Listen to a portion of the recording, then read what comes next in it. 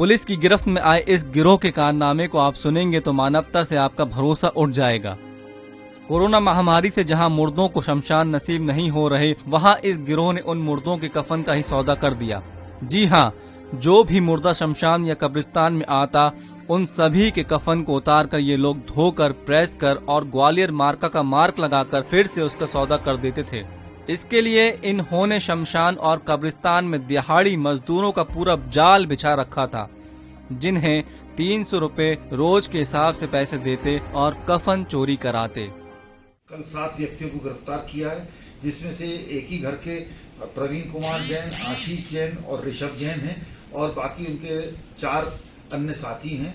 और उनसे इस टाइप के जो मृत व्यक्तियों के शमशान से चुराए हुए कपड़े और चादरें, गर्म शॉल और ग्वालियर कंपनी की कुछ रिबन और स्टिकर और जो ब्रांड के उसके लेबल, ये सब बरामद हुए हैं। इनके विरुद्ध सुसंगत धाराओं में मुकदमा दर्ज करके इनको जेल भेजा जा रहा है। सीपैक यानी चाइना पाकिस्तान इकोनॉमिक कॉरिडोर, इस पर काम करीब करीब बंद हो गया है। चीन अब पाकिस्तान को $6 अरब का लोन देने के लिए तैयार नहीं है। चीन को लगता है कि पाकिस्तान IMF और दूसरे देशों के कर्ज में इतना डूब चुका है कि वो इनके ब्याज की किश्त भी कर्ज लेकर चुका रहा है। बीजिंग को डर है कि पाकिस्तान कभी CPEC के लोन को चुका नहीं पाएगा। यही वजह है कि उसने लोन रोक दिया है। सीपैक चीन के वन बेल्ट वन रूट का हिस्सा है। ये चीन के शिनजियान इलाके को ग्वादर बंदरगाह से जोड़ता है। इसके तहत चीन ने पाकिस्तान में इंफ्रास्ट्रक्चर विकसित किया है। शुरुआत में इस प्रोजेक्ट की लागत $4,600 बिलियन की थी, जो बढ़ती ही जा रही थी। सीपैक से चीन को आयात निर्यात के लिए नया रास्ता मिला है, लेकिन इसका बहुत बड़ा हिस्सा POK यानी पाकिस्तान अधिकृत कश्मीर से गुजरता है, जिस पर भारत को शुरुआत से आपत्ति रही है।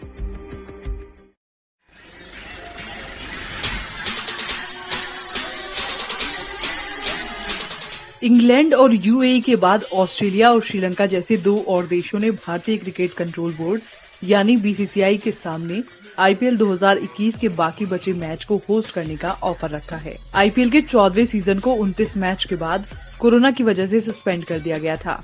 अब बाकी बचे 31 मैच के लिए BCCI 20 दिन की विंडो तलाश रहा है। टाइट शेड्यूल और कोरोना के चलते ये विंडो सितंबर-अक्टूबर में होने की पूरी संभावना है।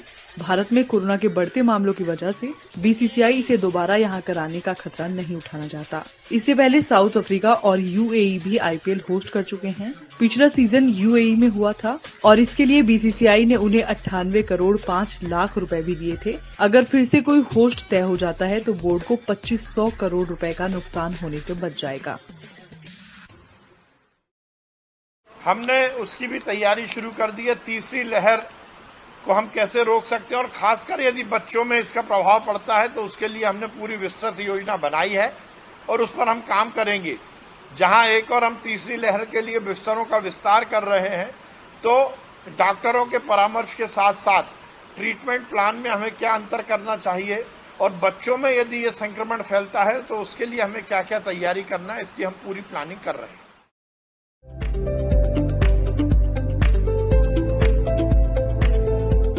कोरोना में सरकारी व्यवस्थाएं किस तरह चरमरा गई हैं, इस बात का अंदाजा केंद्रीय मंत्री संतोष गंगवार के लिखे पत्र से लगाया जा सकता है। वे यूपी के सिस्टम और उसके अधिकारियों से इतने तंग आए कि मुख्यमंत्री योगी आदित्यनाथ को चिट्ठी लिख डाली। लिखा, परेशान हो गया हूं, कोई सुनता नहीं है। अफसर फोन नहीं उठाते, अस्पतालों में मेडिकल इक्विपमेंट 1.5 गुना महंगे बिक रहे हैं। मरीजों को भर्ती करने की जगह रेफरल के नाम पर इधर उधर घुमाया जाता है। इससे पहले केंद्रीय मंत्री ने बरेली के DM को 7 पॉइंट्स में सुझाव लिखे थे, जिस पर कोई अमल नहीं किया गया। कोरोना महामारी से देश को बचाने के लिए कांग्रेस के बड़े नेता सरकार को सलाह दे रहे हैं। रविवार को पार्टी के वरिष्ठ नेता मल्लिकार्जुन खड़गे ने प्रधानमंत्री नरेंद्र मोदी को खत लिखकर 6 पॉइंट्स में सलाह दी है। खड़गे ने लिखा, वैक्सीन बनाने वाली कंपनियों को कंपल्सरी लाइसेंस दिया जाना चाहिए। मेडिकल से जुड़े सामानों पर टैक्स में छूट मिलनी चाहिए। सरकार को वैक्सीन पर 5%, PPE किट पर 5 से 12%, एम्बुलेंस पर 28% और ऑक्सीजन कंसंट्रेटर पर 12% छूट दे। इसके अलावा प्रवासी मजदूरों को मनरेगा के तहत 100 की जगह 200 दिन का रोजगार दिया जाए। केंद्र सरकार को तुरंत सभी पार्टियों की मीटिंग बुलानी चाहिए। और महामारी से लड़ने के लिए सबकी सहमति से एक ब्लूप्रिंट तैयार हो सके, जिस पर सरकार अमल करे। इससे पहले पूर्व पीएम डॉक्टर मनमोहन सिंह सरकार को सलाह दे चुके हैं और कांग्रेस की अंतरिम अध्यक्ष सोनिया गांधी मोदी सरकार को महामारी से निपटने में फेल करार दे चुकी है। राहुल गांधी आए दिन सोशल मीडिया के माध्यम से सरकार को मशवरा देते रहते हैं, जिसे सरकार अब तक अनसुना करती आई है।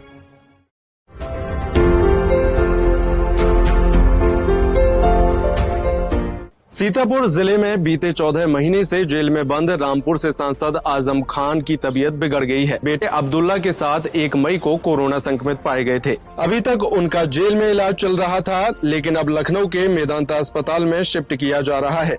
आजम खान ने अकेले मेदांता आने से इनकार कर दिया। उन्होंने अफसरों से कहा कि बेटे का भी इलाज मेदांता में हो, जिस पर अफसर तैयार हो गए हैं। आजम खान और उनके बेटे अब्दुल्ला को लखनऊ लाने के लिए एम्बुलेंस और एस्कॉर्ट पहुंची है।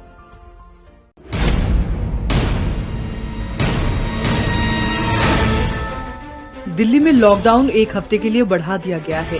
दिल्ली के सीएम अरविंद केजरीवाल ने बताया कि 17 मई की सुबह तक लॉकडाउन लागू रहेगा और इस बार इसमें और ज्यादा सख्ती बरती जाएगी। जान है तो जहान है। अगर जिंदगी बचेगी तो बाद में और बहुत कुछ कर लेंगे जिंदगी में। सबसे पहले इस टाइम जिंदगी बचाना है। तो इसीलिए सरकार ने आप सब लोगों के फीडबैक के आधार पे मजबूरीवश अभी 1 हफ्ते का लॉकडाउन और बढ़ाया जा रहा है। कल सुबह 5 बजे ये लॉकडाउन खत्म होना था, लेकिन अब ये अगले सोमवार को 5 बजे तक के सुबह 5 बजे तक के लिए बढ़ाया जा रहा है। उन्होंने कहा कि अगले 1 हफ्ते तक मेट्रो सेवाएं भी बंद रहेंगी। कोरोना के केस कम हुए हैं, लेकिन अभी ढिलाई नहीं बरती जा सकती।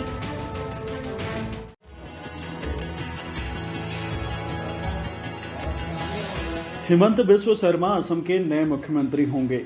रविवार को उन्हें विधायक दल का नेता चुना गया है। इसके पहले मुख्यमंत्री सर्बानंद सोनोवाल ने राज्यपाल जगदीश मुखी को अपना इस्तीफा सौंप दिया। शर्मा और सोनोवाल शनिवार को ही दिल्ली में हाईकमान से मिलकर लौटे थे। असम में 3 चरणों में हुए चुनाव में भाजपा गठबंधन को 75 सीटें मिली है। यह आंकड़ा बहुमत से कहीं अधिक है।